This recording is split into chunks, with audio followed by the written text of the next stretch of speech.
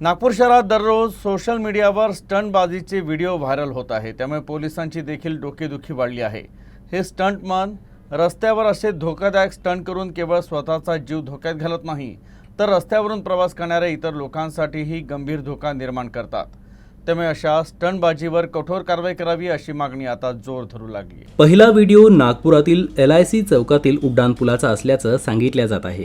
या व्हिडिओमध्ये एक तरुण LIC चौकातून ऑटोमोटिव्ह उड्डाणपुलाकडे बाईक चालवताना चक्क नाचताना दिसतोय। दुचाकी स्वाराच्या या बेजबाबदार कृत्यामुळे त्याचाच जीव धोक्यात आला नाही, तर इतर पादचाऱ्यांसाठीही मोठा धोका निर्माण झाला होता।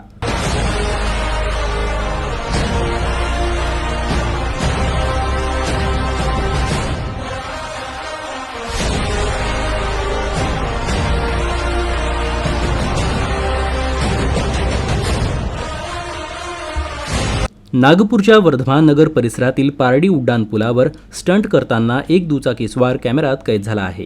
व्हिडिओमध्ये स्पष्टपणे दिसून येत आहे की दुचाकीवरील तरुण पोलिसांचा गणवेश परिधान करून चालत्या दुचाकीवरून हात सोडून धक्कादायक स्टंट करतोय। हा व्हिडिओ देखील सोशल मीडियावर मोठ्या प्रमाणात व्हायरल होतोय। पोलिसांच्या गणवेशासारखे कपडे घालून तो तरुण खरा पोलीस आहे की नाही याबद्दल शंका निर्माण झाली आहे। नागपूर पोलिसांनी अद्याप यावर कोणतीही अधिकृत पुष्टी केली नाही। पोलीस सध्या दोन्ही व्हायरल व्हिडिओची चौकशी करत असून आरोपी तरुणांचा शोध घेत आहे। आता प्रश्न असा निर्माण होतो की नागपूर वाहतूक पोलीस अशा या बेजबाबदार कृत्यांवर काही कठोर कारवाई करतील का? अशा स्टंटबाजींवर नियंत्रण येईल का? या हिरोगिरी करणाऱ्या तरुणांना पोलिसांचा धाक बसेल का? कारण या तरुणांना स्वतःच्या जीवाची पर्वा नसली तरी या तरुणांमुळे इतरांच्या जीवाला धोका आहे। याचा पोलीस विभागानं गांभीर्यानं विचार करायला हवा।